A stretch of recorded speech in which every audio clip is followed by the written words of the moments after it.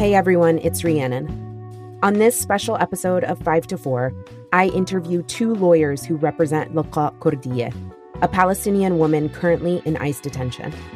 Leqaa was one of many who showed up to protest genocide outside Columbia University in the spring of 2024. After that, she was surveilled by ICE and put in detention earlier this year. Despite a judge ordering twice that she be released, Leqaa remains in detention 8 months later. Her attorneys talked to me about how the government has used procedural tricks to keep Leqaa detained, how Leqaa's targeting connects to the Trump regime's repression of dissent, and what's at stake for all of us in Leqaa's case. This is 5 to 4, a podcast about how much ICE sucks.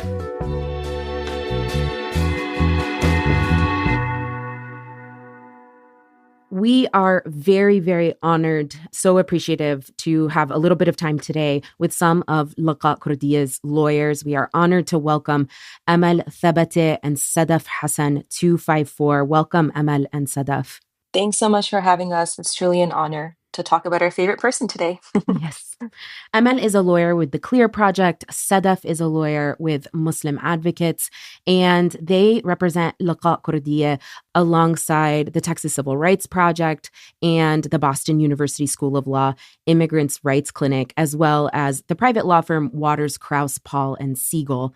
And so Amal and Sadaf are joining us today to talk about their client, Leqaa Kordia, the last of the Columbia protesters to still be held in ICE custody.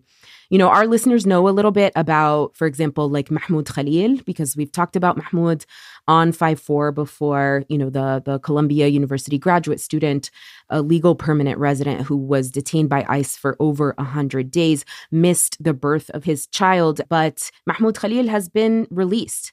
And at the same time, Leqaa Kordia, who was arrested just days after Mahmoud, has not been released. She is still in ICE detention. So I want to talk to you guys about Leqaa. And so maybe we can start. I'm going to start by reading the first paragraph from a piece about Leqaa that dropped a couple of weeks ago in The New Yorker, just to set the stage for us.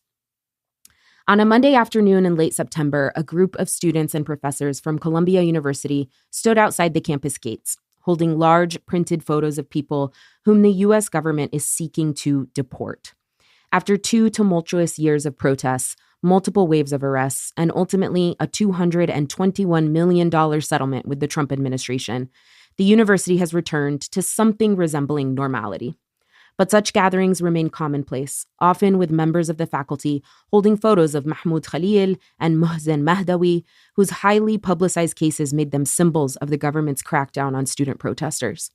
That day, someone held the photo of a woman largely unknown to the public, Leqaa Kordia, who was not a Columbia student, but a, quote, simple Palestinian girl, as she describes herself, who's been in ICE detention in Texas for the past 8 months. So I want to turn it over to you all. Can you just help us understand, tell us a little bit, who is Leqaa Kordia? Why is she in immigration detention? Yeah, and just before starting, just want to uplift immense gratitude and appreciation for having us here today to talk about our client, Leqaa Kordia. We've had the pleasure and privilege of getting to know Leqaa over the course of our representation during the past 8 months in which she's been confined by ICE. Leqaa is a young 32-year-old Palestinian Muslim woman from Paterson, New Jersey. She grew up in the West Bank, but spent the better part of the last 9 years living in New Jersey and has really deep roots there.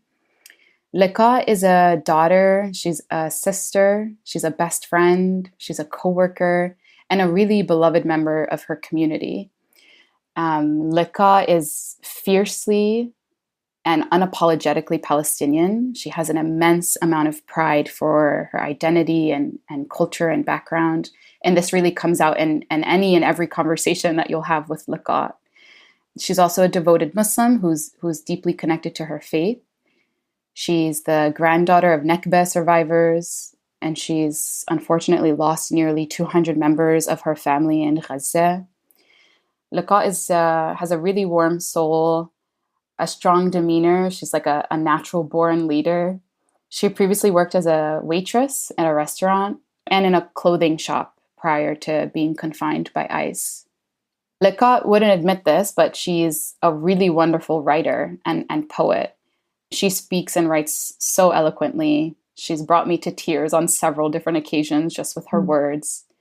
And she's written actually several moving statements and letters while confined. Listeners can actually read some of them on the Instagram page that is run by her loved ones at Free Leqaa Kordia. We'll link that in the show notes for everybody. Perfect. Leqaa is also really naturally artistic and creative. She studied fashion design in Ramallah. She enjoys tactile art such as painting and making pottery, really anything that requires using her hands. She loves just making things with her hands. And actually, before her confinement, she was learning to play the oud in her spare time. She has really good taste in music, and she's actually introduced me to like new artists I've never heard of. And lastly, I think I would just add Leqaa, like most Palestinians, is really family oriented. She keeps close ties with her family, both here in New Jersey and elsewhere in the US, but also abroad in Palestine. She speaks often and fondly of her mother, her brother, her sister, her cousins, and extended family members. So I think I would just end on that note and sort of uplift how family oriented she is. Yeah, thanks so much, Amel. Yeah, I just feel like Amel so beautifully described Leqaa beyond, what we see like in the headlines. And I think it's really important for listeners to get like this clear and really rich glimpse into her humanity, which I really feel like the government has tried to deny and tried to erase by designing this system of what we've been seeing with not only her, but with others of forcibly disappearing folks into, the black boxes of ICE detention. And so, yeah, I feel like just humanizing Leqaa is really important. And I think that's why we're here today, right? Is to just make sure, what the government has been trying to do to make her story disappear, that it doesn't. And by shipping Leqaa thousands of miles away from New Jersey to Texas, as Amel said, she comes from a really vibrant, beautiful Palestinian community in Patterson, and she's been confined by ICE for the last 8 months, isolated from her family, her legal team, her community. And so I just wanted to uplift that this is all by design of the government to, try to erase these stories. Yeah. And just on a personal level, like she's literally the most hilarious, sarcastic, down to earth, deeply spiritual, person I've met. Amel and I have learned so much from her. And yeah, so I'm really grateful that we're here today to tell her story. Yeah. So what is different about Leqaa's story, if anything? She's arrested by ICE just days after Mahmoud Khalil is arrested and detained. She has been in ICE detention for that long. She's first in New Jersey where she lives. And then all of a sudden, within hours of her detention, she is shipped to an ICE detention facility in North Texas called Prairie Land. And, she's never been to Texas. In some of the stuff that I've read, like officers themselves, like ICE officers are confused themselves. Like there's just cruelty and chaos at every point of this process. They're confused themselves about like what the case is about, who she is, and where she's going. She's initially told that she's going to be in upstate New York, something like this, by officers who thought that. Then all of a sudden she's in Texas. And then, there is just the fact of her ongoing detention when other sort of, it seems like similarly situated immigrant protesters have been released from that detention. So why is she in immigration detention? Like, what is the government saying? Yeah, that's a great question. I think Leqaa's story is interwoven with all the stories you just said of Mahmoud Khalil, Rameisa Ozturk, Mohsen Madawi, and others swept up in the ICE abductions that started in March during Ramadan. I think what connects all their stories together is the Trump administration's McCarthy era weaponization of immigration laws to squash organizing and free speech in support of Palestinian liberation. I think there, just to uplift, why is she confined by ICE? I think there's kind of two main reasons why. And I think one of them, which relates to remittances that she's sent to family abroad slightly and kind of uniquely situates her story a little bit differently. But I do think all their stories are just, yeah, interconnected in terms of what the government agenda is at the moment. And I think those two things are, one, she attended a protest outside the gates of Columbia University, like during the 2024 encampments. And so it was really like a year later when the current administration began its crackdown on the Palestine Solidarity Movement that Right. Leqaa was put on ICE's radar. And like so many of us, she went to the streets to call an end to the genocide in Gaza and to advocate for the freedom and liberation of all Palestinians. Yeah, she's actually not a Columbia University student, right? She was just Exactly. attending a protest, like you said, actually outside the gates of the university. With hundreds of other people. And I think the other piece that is, I think, unique to Leqaa's story is, once Leqaa was put on ICE's radar because of that protest she had attended a year ago, the government essentially went on a fishing expedition to find any excuse to paint her as a so-called danger to the Hmm. community. And Hmm. they've really outrageously latched on to these MoneyGram and Western Union remittances she sent, quite literally just to provide humanitarian aid to family members abroad in Gaza and elsewhere in the Middle East who are trying to survive genocide, forcible displacement, and ongoing occupation. And Hmm. so whatever money like Leqaa could send, she did to her family members in Gaza. And what was the money? It was just to pay for medical expenses, rebuilding after Israeli military strikes in Gaza, to also just buy gifts for her nieces, all these like very normal things that immigrants do to send money abroad. And, the government has basically tried, as it does in its normal playbook, to paint, money that predominantly Muslim communities sent with suspicion and so-called danger. Yeah, and just to quickly add, I really wouldn't distinguish Leqaa from the others who were swept up by ICE in March, Hmm. right? We know in March, Hmm.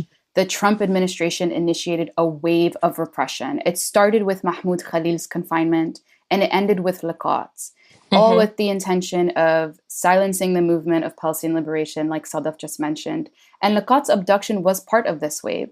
So while she remains the only one still confined, and Sadaf and I will sort of, talk about the reasons why and how legally the government has been, using procedural loopholes and gamesmanship to keep her confined.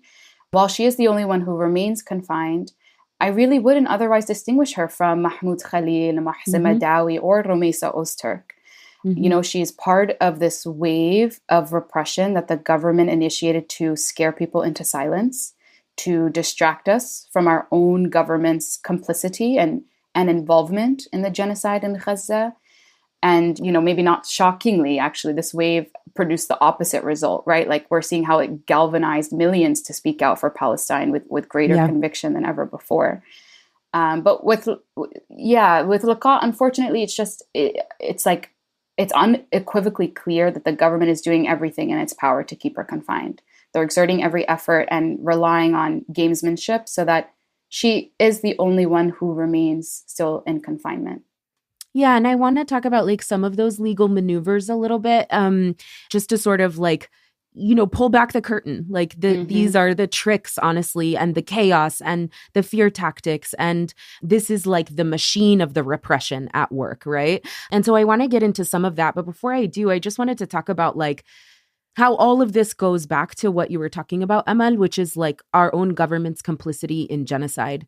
Leqaa herself is like personally touched by the genocide. She has lost almost 200 members of her family in the genocide. You talked about the money that she sends back to her family in Gaza, in the West Bank, wherever they are, and how that money has gone to support her family in rebuilding. It's rebuilding from prior Israeli bombardment on Gaza. Her aunt lost her home. Her home was destroyed in an Israeli bombing of Gaza in 2021. This is before 2023.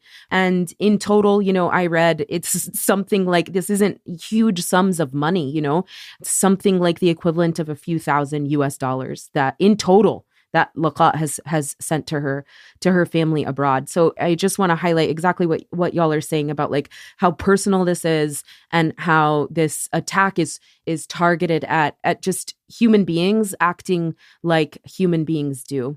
And so let's talk a little bit about these legal tricks and the maneuvers, the gamesmanship, as you said. So I know that Leqaa has sort of let's say like two simultaneous or parallel cases. There's a case in immigration court. Leqaa has a claim for asylum in immigration court, but there's also this federal case, a case in federal court that my understanding, and you guys can explain this more, is about the constitutionality of her detention. Is it lawful that she was picked up and that the government is trying to deport her in the first place? On that federal case in federal district court, a federal judge recommended that Leqaa be released from detention while her case moves forward, goes through the system.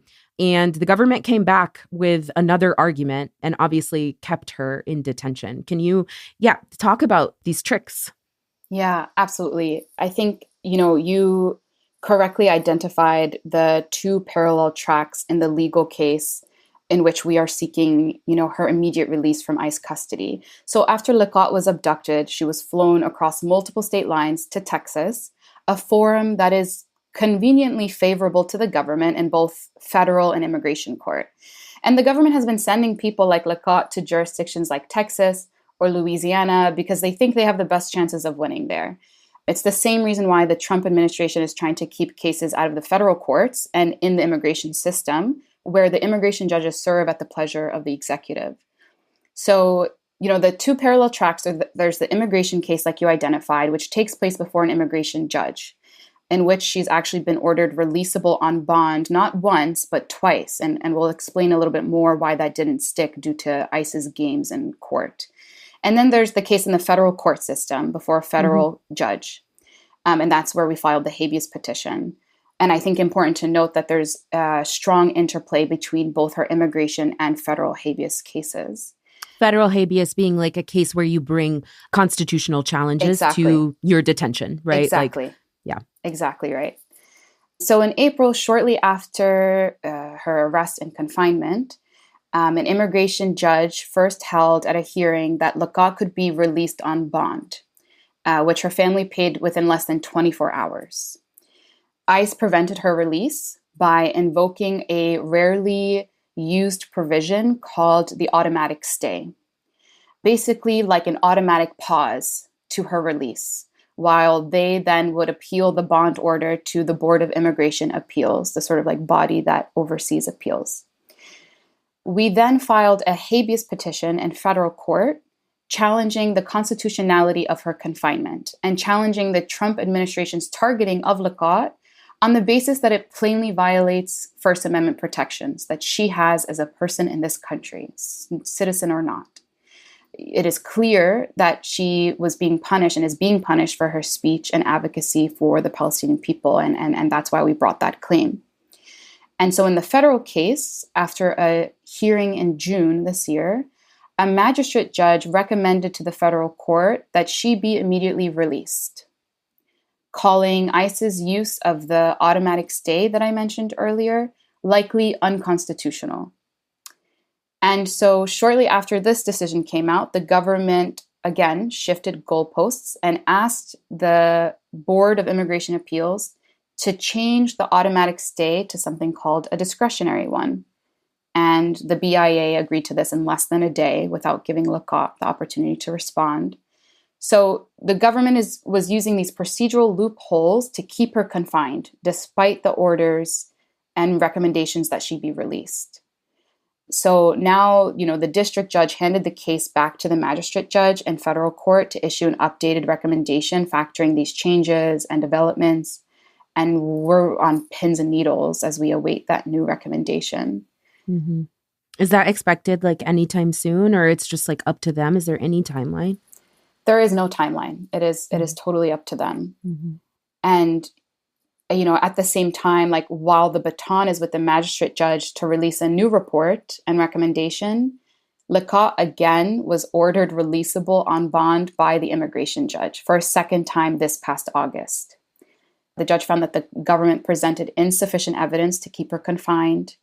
And again, ICE played the same game by blocking the decision, using that automatic stay, and again, like emergency discretionary stay to keep her confined. So she's still confined because of their procedural gamesmanship, which the habeas case could really put an end to.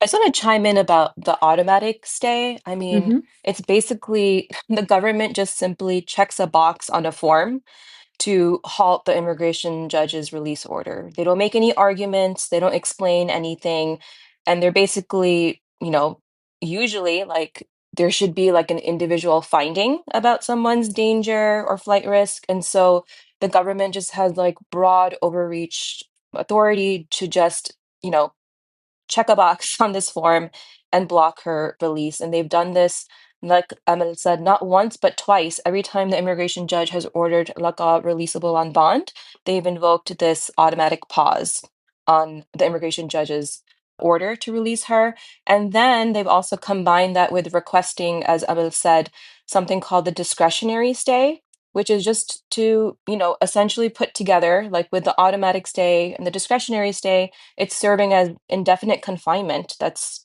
arbitrary and retaliatory at worst. And it explains why she's still confined 8 months later, despite an immigration judge finding her releasable on bond twice. And so the kind of procedural loopholes and games that the ICE has undertaken, we've seen, like Emil said, it's slowing down the relief that we're seeking in federal court, where we're trying to challenge the unconstitutionality of her confinement.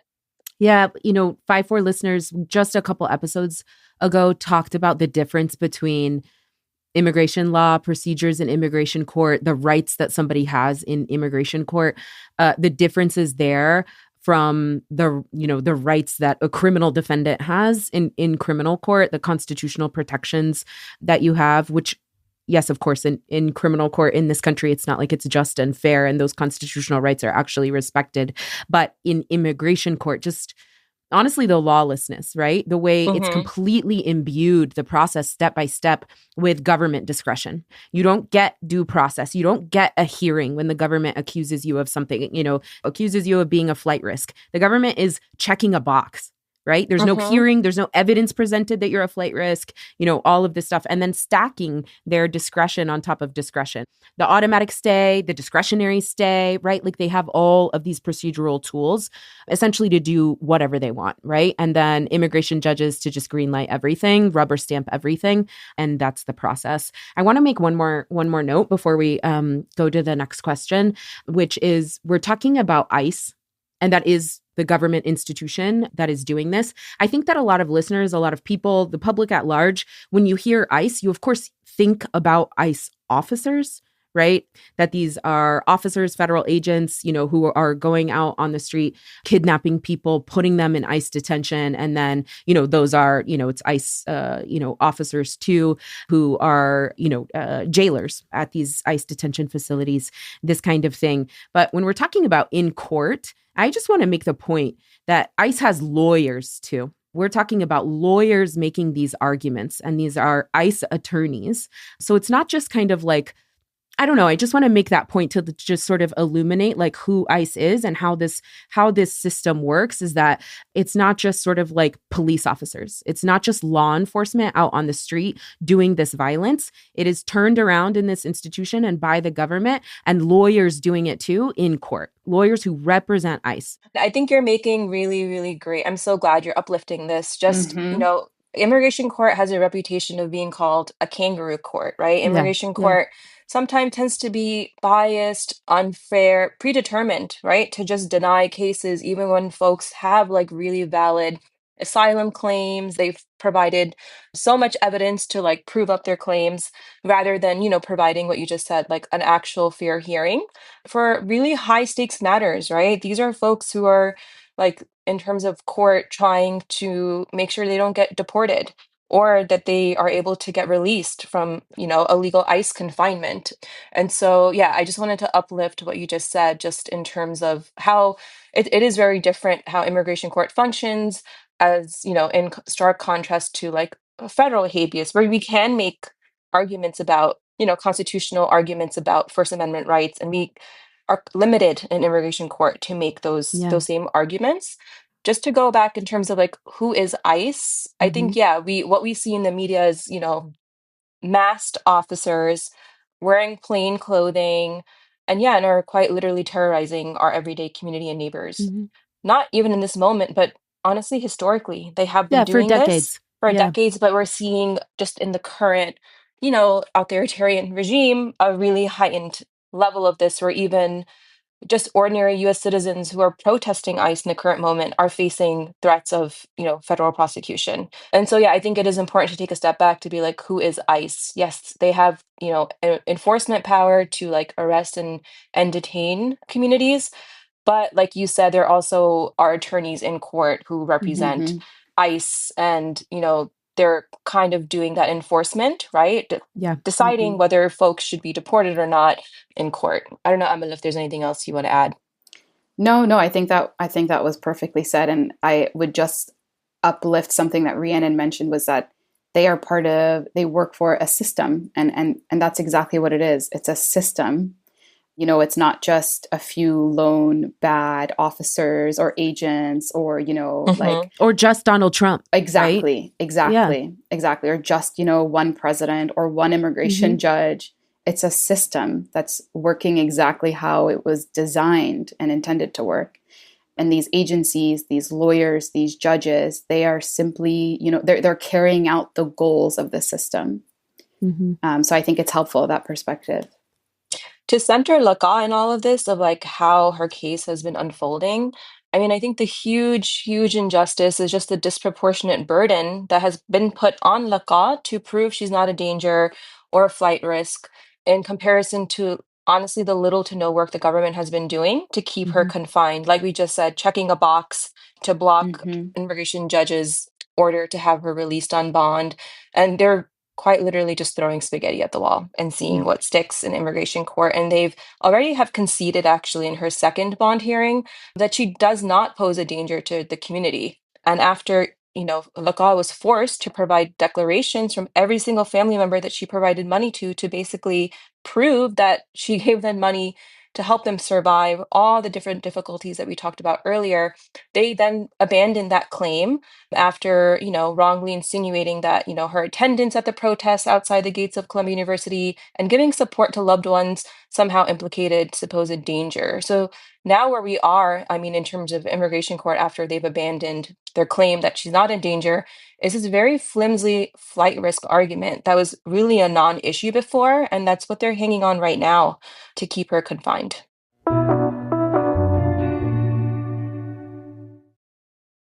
Hey everyone, Leon Nafok here with a message about our new sponsor, GiveWell. At a time when deep cuts to foreign aid have raised real concerns about people's well-being in some of the world's poorest communities, it can be hard to know what's actually happening or how to help. GiveWell doesn't claim to have all the answers, but its team of researchers are analyzing the impact of foreign aid funding cuts in real time, identifying highly cost-effective ways to save and improve lives, and sharing what they're learning for free so that everyone can have a big impact.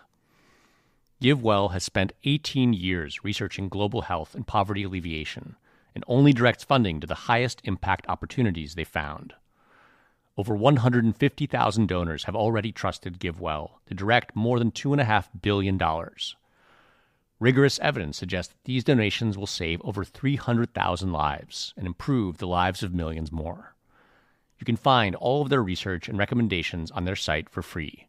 And thanks to the donors who chose to sponsor their research, GiveWell doesn't take a cut from your tax-deductible donation to their recommended funds. If this is your first gift through GiveWell, you can have your donation matched up to $100 before the end of the year, or as long as matching funds last.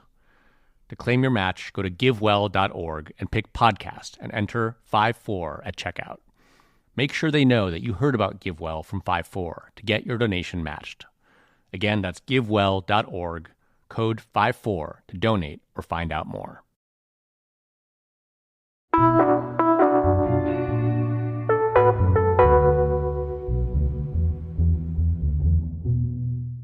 Yeah, so we've talked about the federal habeas and the immigration case, like moving simultaneously. What's at stake in the immigration case? Like, what if the government does what it wants to do? What happens to Leqaa? I think when I think about what's at stake for Leqaa and for all of us, right? I think my initial reaction, my initial gut is to ask what isn't at stake. For Leqaa, quite literally everything is at stake for her, from her liberty, right, her right to live, her right to live freely, free from the shackles of our government, both physically and metaphorically, her ability to protest, her ability to be reunited with her family and her community members, her ability to be reunited with her mother, who she holds so close to her heart, particularly after they were already separated for so many years after her parents' divorce. Continued confinement imposes significant and irreparable harm to Leqaa. Not only just the continued loss of liberty and separation from her family and community, but thinking about how her confinement harms other people, like her family members, especially like her mother and brother, who she's the caretaker for. So just thinking about like months and months and months of confinement, lost time, these are things the government will never be able to give back to Leqaa, right? Mm-hmm. She was working like in the middle of starting her own business. She was learning to play the oud. She was, spending time with family, friends, community. These are things that nobody will ever be able to give back to Leqaa. So that's everything that's lost and continues to be at stake for Leqaa. For us, similarly, for everybody else listening, right? Like, why should anybody else care about Leqaa, right? Or her story or her case?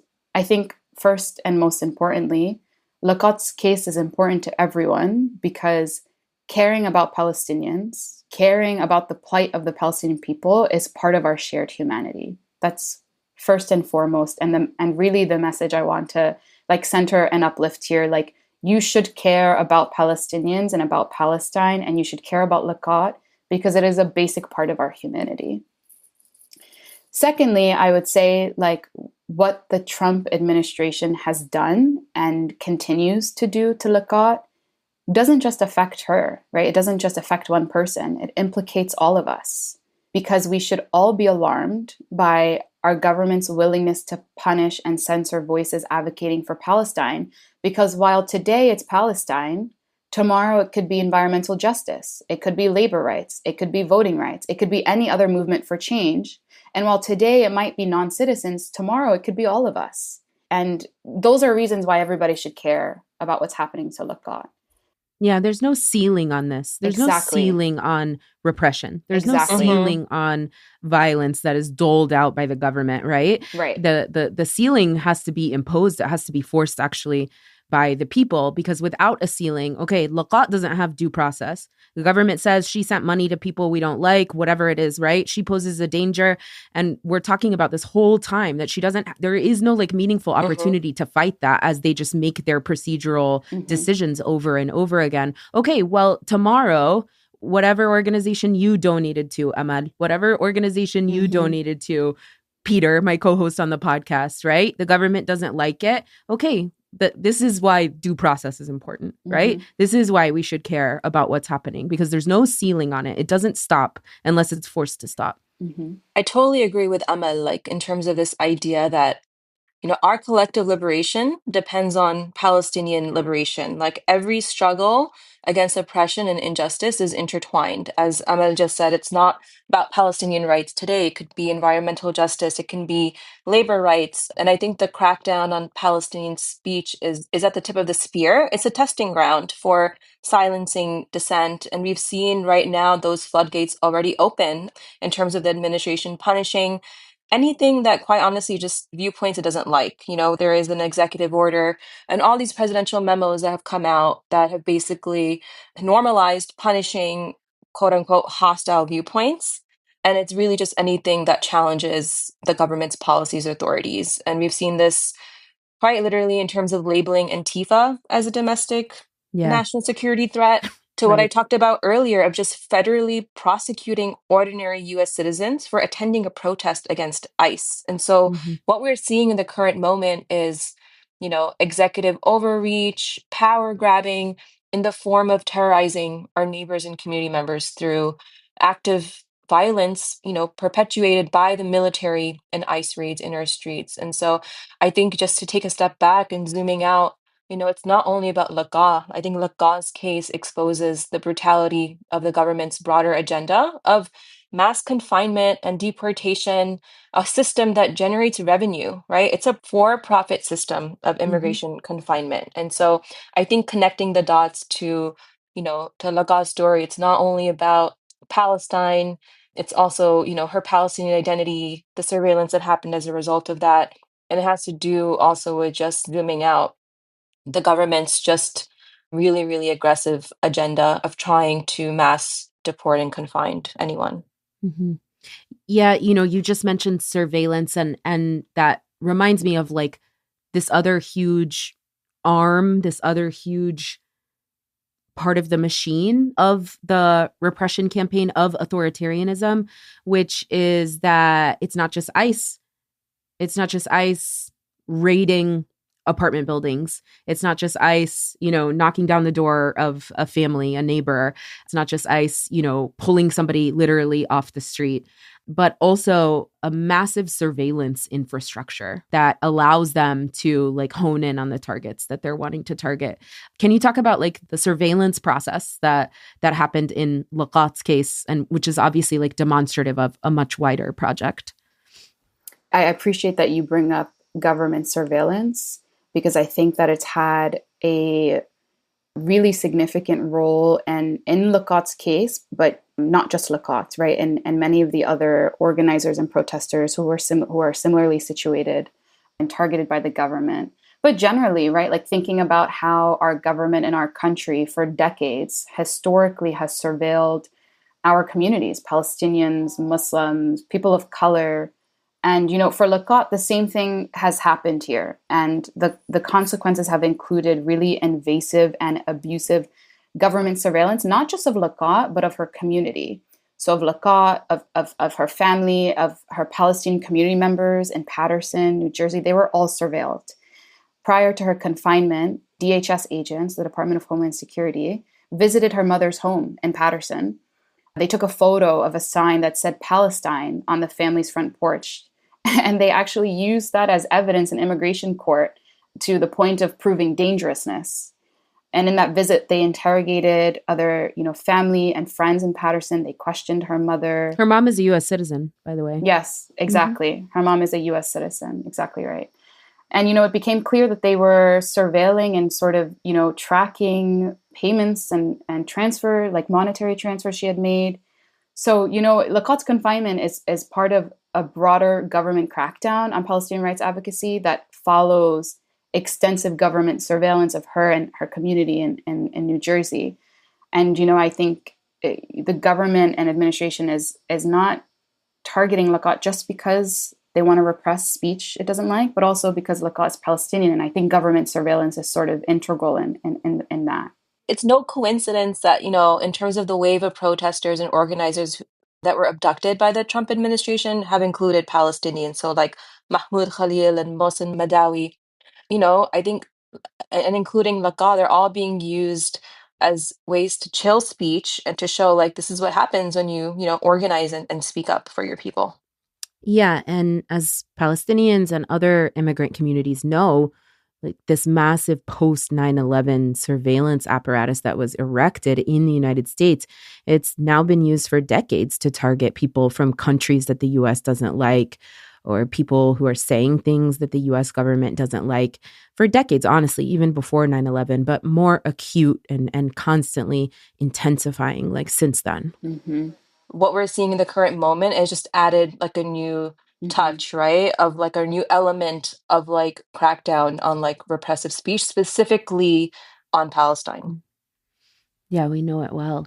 So we mentioned that Leqaa is currently held in an ICE detention facility in North Texas. Do you know anything about like what it's like on the inside, what these conditions are inside that detention facility?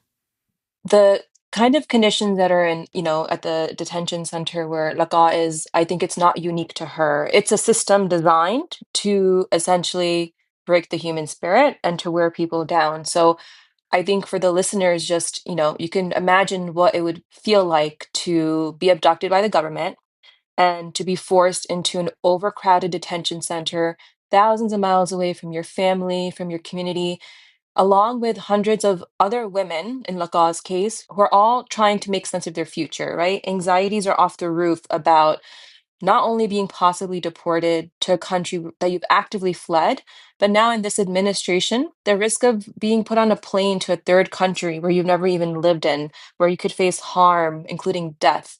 So now add to that the conditions of confinement where it's freezing cold, it's hard to sleep, you have zero privacy, there's barely any nutritious and healthy meals, you're isolated from your family and friends, you don't really have access to the tablets, which is how, you're able to speak to people on the outside, and you're just stuck in a place where you only get a small window during the day to take in a little bit of sunlight. And so I think what's been really humbling to see, right, in terms of seeing how the conditions have been really difficult for her, is just this seeing spiritual resistance as liberation. Leqaa is a really, really deeply spiritual person. Even, when she turned herself into ICE after being surveilled for a week, she didn't take anything else with her that day but her Quran, which she still has to this day.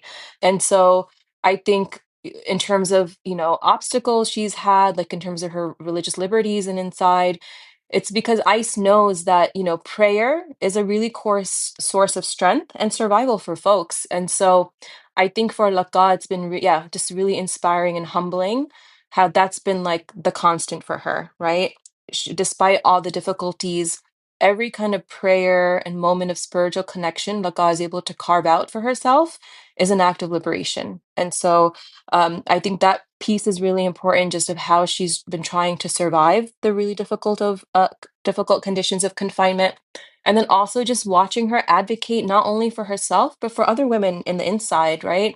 She's recognized and she's told us that because she speaks English, it gives her a special access and privilege that other women don't have. And she's used that to uplift the dignity that they and honestly all of us have. And so I think Leqaa's experience reflects the cruelties that defined carceral systems generally and that warrant their abolition.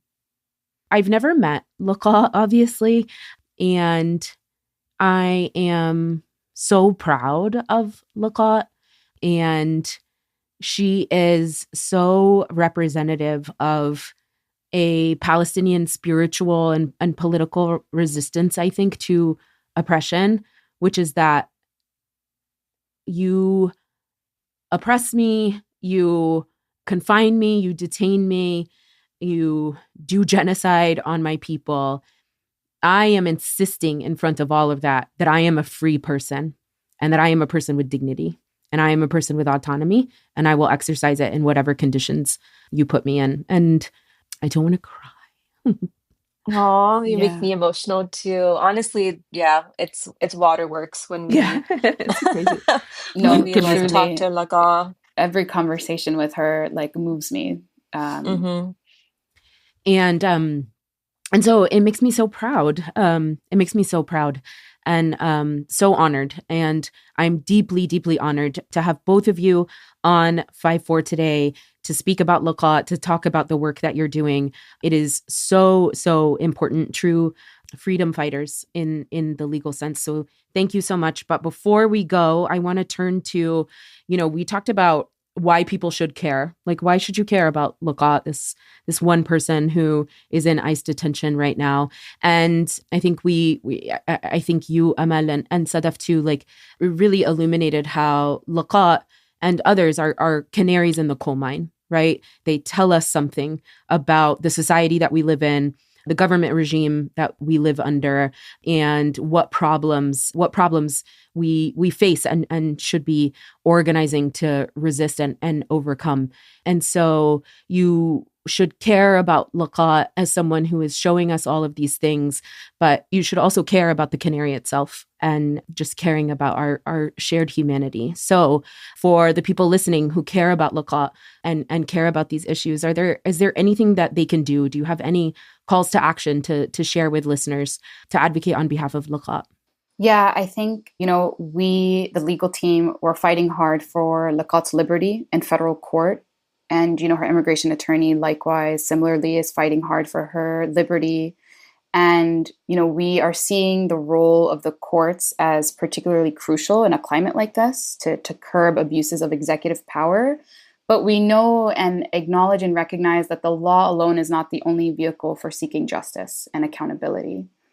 And so if Leqaa were here right now with us and we were to ask her, what should people do to support you? What should people do to uplift your story and uplift your case? She would have one very clear answer. She would say, take to the streets, protest for Gaza, demand an end to the genocide, advocate for freedom and liberation of all Palestinians. She would tell all of us to do what she has been wrongfully prevented from doing for the past 8 months. She would ask us to raise our voices and to stand in solidarity through action. Yeah, thank you so much, Amal, for uplifting that, because I think that's just core to who Leqaa is.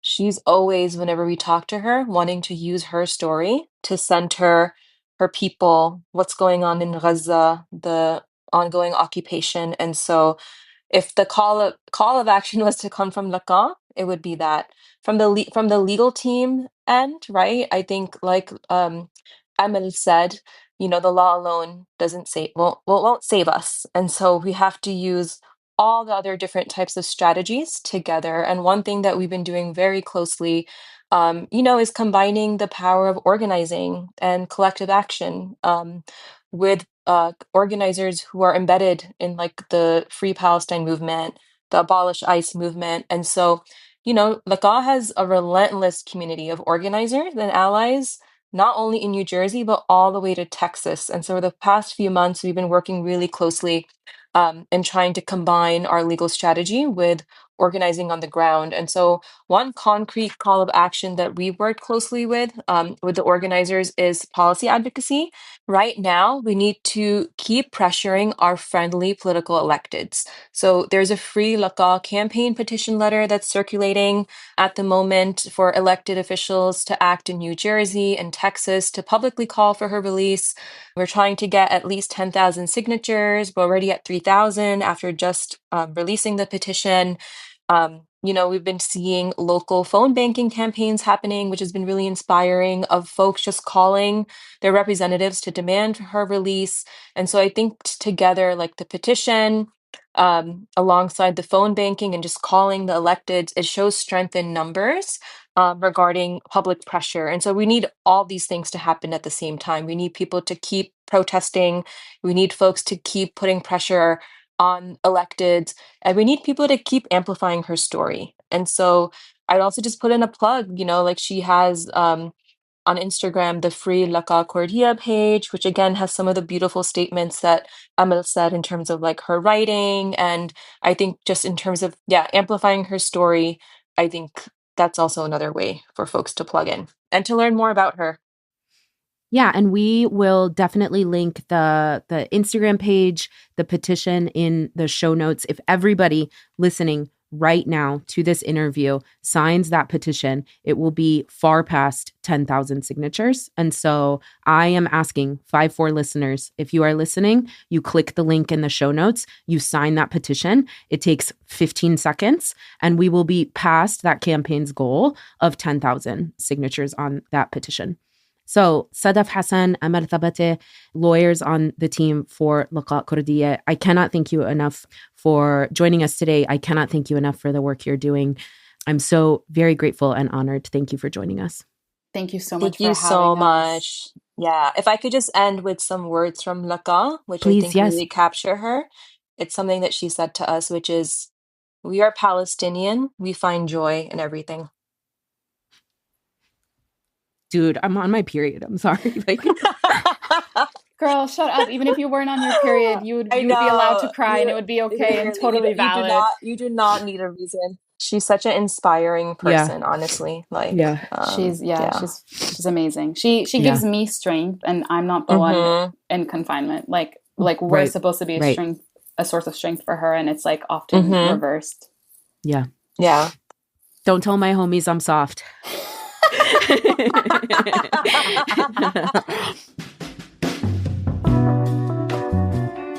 All right, folks, thank you for listening. We are going to put some links in the show notes of this episode for you to check out, for you to sign that petition. You can follow the Free Leqaa Kordia campaign on Instagram at Free Leqaa Kordia. That's free, LeqaaKordia. And definitely hit the link for signing her petition down in the show notes. We are also going to share a story in the show notes as well, a story that NPR recently did in which you can hear Leqaa in her own words talking about what's happened. Next week, a very relevant case, DHS v. Thurasigiyam.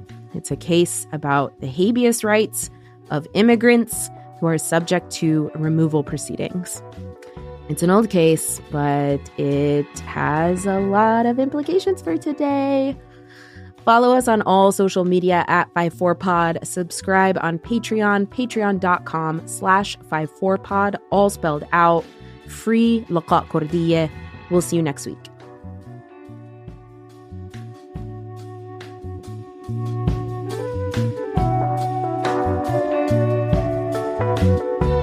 Five to Four is presented by Prologue Projects. This episode was produced by Dustin DeSoto. Leon Nafok provides editorial support. Our website was designed by Peter Murphy. Our artwork is by Teddy Blanks at Chips NY, and our theme song is by Spatial Relations. If you're not a Patreon member, you're not hearing every episode. To get exclusive Patreon-only episodes, discounts on merch, access to our Slack community, and more, join at patreon.com/54pod.